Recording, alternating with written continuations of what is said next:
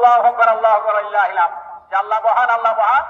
তিনি সকল প্রশংসা তার জন্য। আল্লাহ সুবহানাহু ওয়া তাআলার দরবারে ফেরেশতা, তার নবী ইব্রাহিম আলাইহিস সালাম, হযরত ইসমাঈল আলাইহিস সালামের এই তিনজনের সমন্বয়